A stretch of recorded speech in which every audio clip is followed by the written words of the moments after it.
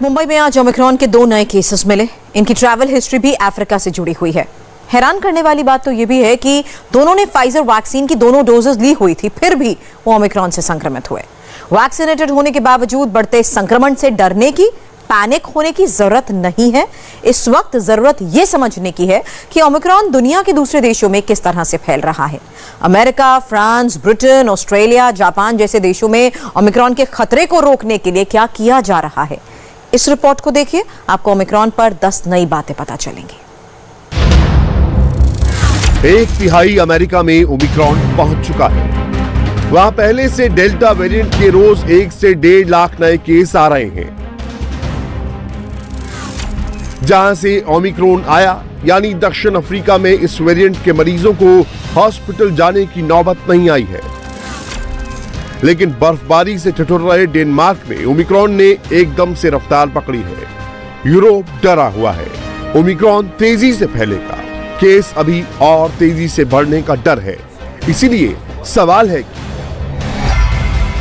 Omicron को लेकर world report क्या कहती है, ओमिक्रॉन से बचेंगे कैसे, दुनिया क्या कर रही है, हमें क्या करना है।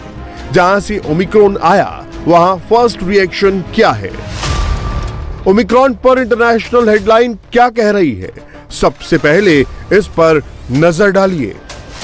ब्रिटेन के अखबार द गार्डियन की 3 हेडलाइन देखिए।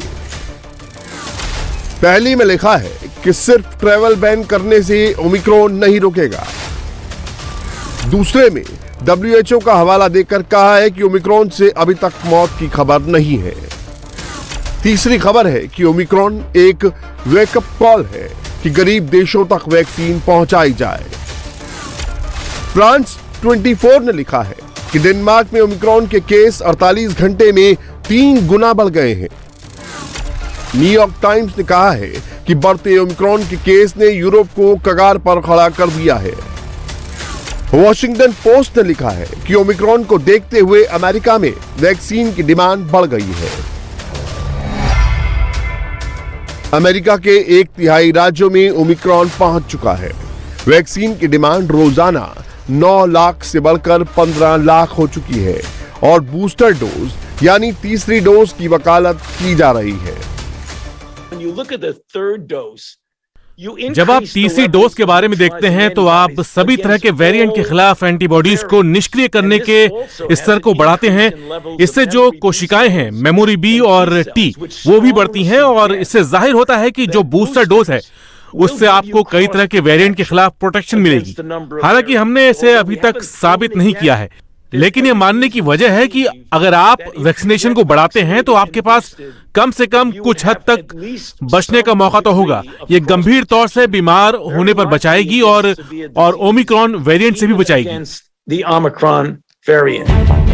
हालांकि एंथनी फाउची ने यह भी कहा है कि कोरोना का ओमिक्रॉन वेरिएंट भले ही देश भर में तेजी से फैल रहा है, लेकिन शुरुआती संकेतों के अनुसार ये कोरोना के डेल्टा वेरिएंट जितना खतरनाक नहीं है। अमेरिका में अब भी डेल्टा वेरिएंट वहां के मेडिकल सिस्टम के लिए मुसीबत बना हुआ है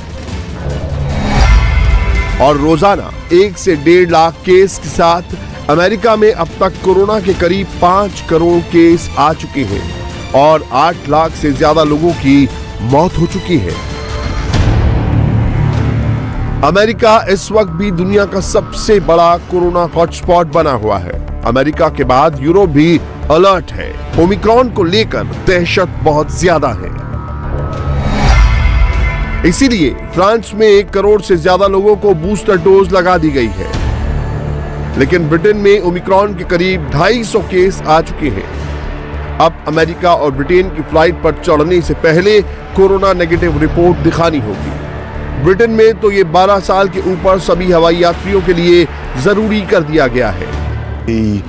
जहां तक एक्स्ट्रा टेस्ट की बात है तो ये सावधानी बरतने के लिहाज से जरूरी है। मुझे लगता है कि ये करना सही है, लेकिन सही मायने में हम कोरोना से किसी भी वेरिएंट जिसमें ओमिक्रॉन भी है उसे रोकने के लिए वैक्सीन के बूस्टर को रोल आउट कर रहे हैं। अभी ब्रिटेन में 12 साल की उम्र से ज्यादा 80% लोग हैं जो डबल डोज लगवा चुके हैं और 1/3 ऐसे लोग हैं जिन्हें तीसरी डोज या बूस्टर डोज लग चुकी है। यही वजह है कि हम इस बार क्रिसमस ज्यादा आत्मविश्वास से मनाएंगे। ऐसा हम बदकिस्मती से पिछले साल नहीं कर पाए थे। पूरी दुनिया में ओमिक्रॉन को लेकर हाई लेवल की सावधानी बरती जा रही है। दक्षिण अफ्रीका, जहां से ओमिक्रॉन पूरी दुनिया में फैल रहा है, वहां कोरोना के केस अचानक कई गुना बढ़ गए हैं। यही वजह है कि दक्षिण अफ्रीका समेत कई अफ्रीकी राज्यों से फ्लाइट पर पाबंदी लगा दी गई है। लेकिन दक्षिण अफ्रीका में ओमिक्रॉन वेरिएंट वाले मरीजों को अस्पताल में भर्ती कराने की नौबत नहीं आ रही है। लेकिन जापान के प्रधानमंत्री ने कहा है कि हमें सबसे बुरे वक्त के लिए तैयार रहना चाहिए। जापान में ओमिक्रॉन का तीसरा केस आया है और अब वहां वैक्सीन पर जोर दिया जा रहा है। जापान में कोरोना को लेकर हालात अभी बेहतर हुए हैं क्योंकि हमने वैक्सीनेशन की रफ्तार बढ़ाई है। हालांकि वैक्सीनेशन बढ़ाने के बावजूद कुछ देश ऐसे हैं यूरोप में जहां संक्रमित लोगों की तादाद बढ़ी है और अब कोरोना के नए वेरिएंट ओमिक्रॉन का भी खतरा है, जो कि कई देशों में रिपोर्ट हुआ है। खास बात यह है कि हमें सबसे बुरे हालात के लिए तैयार रहना होगा। इस संक्रमण वाली बीमारी का जो संकट है, हमने बाहरी देशों से आई वैक्सीन इस्तेमाल की है इसे निपटने के लिए, लेकिन अब इस संक्रमण के अगले दौर और नए म्यूटेंट के लिए हमें अपनी वैक्सीन भी बनानी होगी और इसके लिए जापान $4.5 अरब का निवेश करेगा।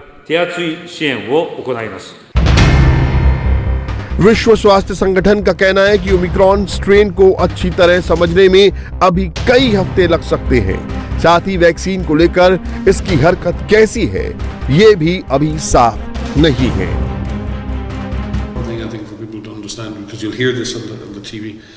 मुझे लगता है कि ये बहुत जरूरी बात है कि जो लोगों को भी समझनी चाहिए, क्योंकि आप इसे टीवी पर भी सुनेंगे। ओमिक्रॉन को लेकर कहा जा रहा है कि इसके मामले बहुत गंभीर नहीं है। मैं तो यही चाहूंगा कि ये गंभीर ना हो, लेकिन हमने अल्फा और डेल्टा वेरिएंट को भी शुरुआत में देखा है जब वो नए ट्रैक किए गए थे, और ओमिक्रॉन तो बहुत तेजी से फैलता है, खासकर उन लोगों में जो बहुत ज्यादा घुल मिल रहे हैं, जैसे दक्षिण अफ्रीका में जहां ज्यादातर मरीज नौजवान हैं। इसलिए अभी तो यही बात सही है कि ये ज्यादा गंभीर नहीं है और ये युवाओं और तंदुरुस्त लोगों पे ज्यादा फैल रहा है। ओमिक्रॉन के खतरे को देखते हुए फिलहाल वैक्सीनेशन ही एकमात्र बचने का तरीका बताया जा रहा है। इसलिए दुनिया ने कड़े कदम उठाने शुरू कर दिए हैं। ऑस्ट्रेलिया में 5 से 11 वर्ष के बच्चों का अगले महीने से वैक्सीनेशन शुरू होगा। ओमिक्रॉन के केस अब तक 40 देशों में आ चुके हैं। सबसे पहले 24 नवंबर को इसका केस दक्षिण अफ्रीका में मिला था।